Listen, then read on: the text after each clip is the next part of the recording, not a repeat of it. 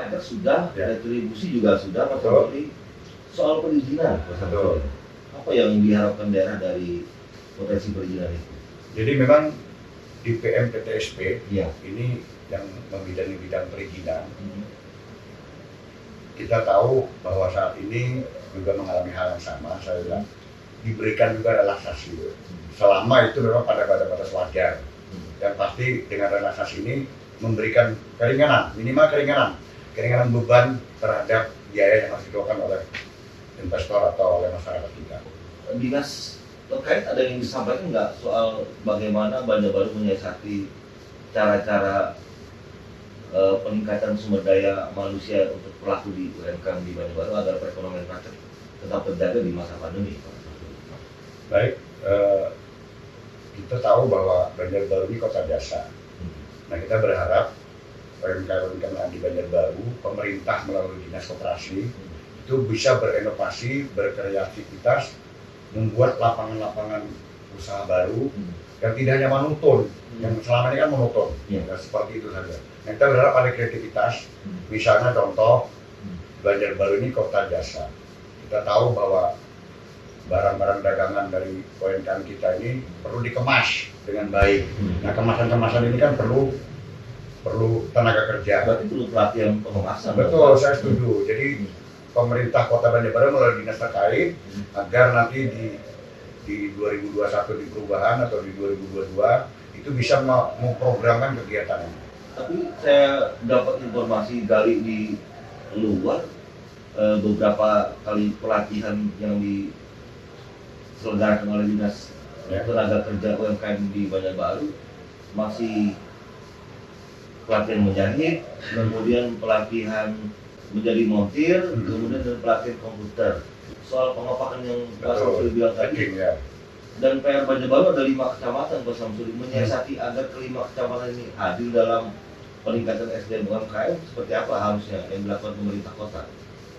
Jadi kalau kita bicara sinergisitas antara 5 kecamatan ini, idealnya per kecamatan ini kita betul-betul bisa fokus ya. Misalnya kecamatan A ini khusus untuk membuat bahan mentahnya, kemudian kecamatan B untuk melakukan pengepakannya, kecamatan C misalnya pemasarannya dan sebagainya. Ini kan saling bersinergi. Berarti satu mata rantai. Betul, satu mata rantai yang kalau bisa saling terhubung dan saling harmonis. Artinya tidak ada wilayah kecamatan yang memiliki ego masing-masing. Betul. Saling dekat, inilah produk Banjarbaru. Jadi tidak ada ego-ego sektoral kecamatan.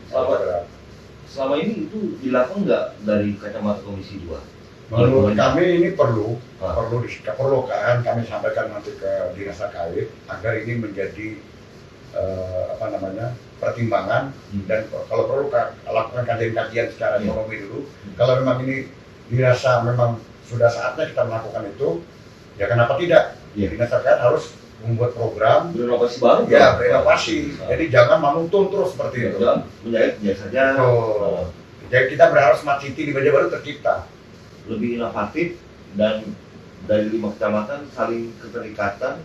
Satu kecamatan menjadi penyedia barang mentah, bahan mentah, di kecamatan berikutnya jadi pengolahnya, kemudian selanjutnya jadi produksinya hingga ke pemasaran.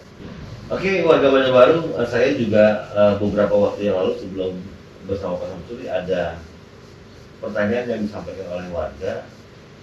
Bagaimana sih standar upah di Banjarbaru?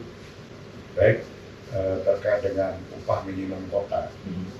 Tentunya acuan upah minimum kota atau upah minimum kabupaten itu kan acuannya upah minimum provinsi. UMP. Nah, kita tahu UMP kita saat ini di angka 2,8. Iya. Nah, tentunya upah minimum kota kita pasti di bawah itu. Otomatis. Nah, saya berharap kepada Pemko, khususnya bidang terkait dalam hal ini tenaga kerjaan, ini bisa memberikan jawaban kepada masyarakat. Dan kami nanti dari Komisi 2 coba akan dengan pendapat dengan dinas terkait. Karena ini saya yakin Pemko sampai saat ini tidak punya formula. Saya yakin belum ada formula untuk upah minimum kota itu berapa. Atau kalau dari Komisi 2 di kisaran berapa sebenarnya layaknya untuk di Kota Banjarbaru Pak? Ya, kalau menurut saya kan upah minimum kota itu kan nanti tinggal dari aspek ekonomi, daya beli masyarakat dan sebagainya. Nah kita tahu di Banjarbaru ini salah satu kota atau tempat yang menurut saya, karena saya sudah cukup lama juga di Banjarbaru, biaya hidup kita di sini tergolong rendah, Pak. Jadi di sini masih ada makanan 10.000.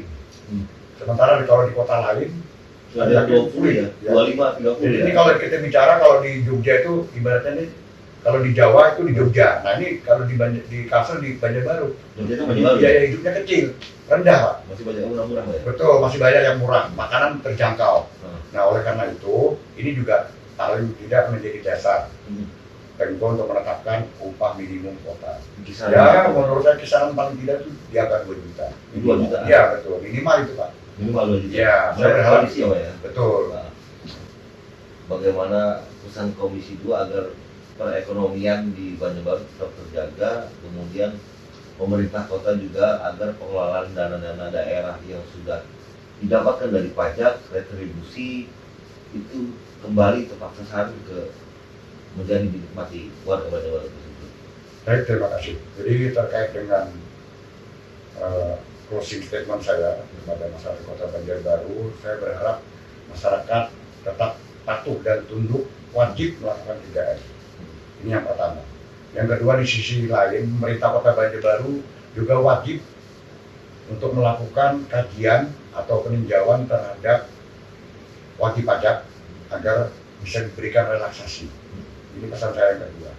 Nah, pesan saya yang ketiga, pemerintah Kota Banjarbaru di tahun 2021 juga sudah menyiapkan anggaran, terutama terkait dengan safety net untuk masyarakat kita. Jadi sosial safety net, angka itu sudah dipersiapkan oleh Kota Banjarbaru. Saya lupa angkanya sekitar 21 miliar. Kemudian di bidang pemulihan ekonomi itu angkanya kurang lebih di angka 10 miliar. Nah harapan kita angka ini betul-betul bisa tepat sasaran dan betul-betul bisa membantu masyarakat kita yang saat ini termasuk kita dalam kondisi yang sangat tidak kita inginkan, kondisi COVID-19. Kita berharap masyarakat kita selalu patuh dengan 3M. Kalau perlu hindari kerumunan, kurangi mobilitas. Nah kemudian Pemko melakukan relaksasi kepada wajib pajak, kemudian juga pemerintah kota memberikan bantuan sosial dan pengaman sosial dan bantuan untuk pemulihan ekonomi itu betul-betul tepat sasaran. Jadi ini pesan kami kepada masyarakat dan kepada pemerintah kota Banjarbaru. Mas Samsuri, tadi ada terlupa satu pertanyaan. Ya, siap. Berapa pendapatan daerah Banjarbaru dan berapa total Ya. pengeluaran belanja Banjarbaru? Baik, untuk tahun 2021 itu kebetulan saya bukan di Banggar. Jadi ini dari hasil data yang saya dapatkan, itu pendapatan daerah kita ditargetkan di 2021 itu pendapatan ya. Ya, Jadi ya. kalau kita bicara pendapatan, di situ ada di dalamnya PAD, kemudian ada dana transfer baik dari provinsi maupun dari pusat. Itu PAD kita di 1,04 triliun. 1,04 triliun. Ya itu pendapatan daerah. Belanja? Nah kalau belanja itu paling tidak angkanya kan idealnya di bawah itu, dia tidak divisit. Tapi faktanya kita akan divisit di 2021. Oleh karena itu perlu pemerintah Kota Banjarbaru sesuai anjuran pemerintah pusat refocusing dan realokasi anggaran. Oke Mas Samsuri, terima kasih waktunya berbincang Ya, dan juga menjawab salah satu siap. pertanyaan dari warga tadi soal UMK. Kita saya terus Mas Samsuri tetap berjuang untuk warga Banjarbaru. Ada beberapa hal yang menarik dalam podcast kali ini bersama Ketua Komisi 2 DPRD Kota Banjarbaru Pak Samsuri soal kondisi keuangan di Banjarbaru. Kemudian menurut Pak Samsuri juga perlu dilakukan inovatif dari SKPD terkait, misalnya dalam hal pelatihan peningkatan SDM UMKM di Banjarbaru, Kecamatan Ngada Seruling, Lianganggang, Cempaka, Banjarbaru Utara, dan Banjarbaru Selatan. Kelima kecamatan itu saling terikat untuk menghasilkan satu produk yang berkualitas, produk Banjarbaru tanpa harus mematikan salah satu kecamatan di Kota Banjarbaru. Berjumpa lagi di podcast berikutnya, tentu dengan para wakil rakyat dengan isu-isu terkini. Sampai jumpa, salam kata demi kata.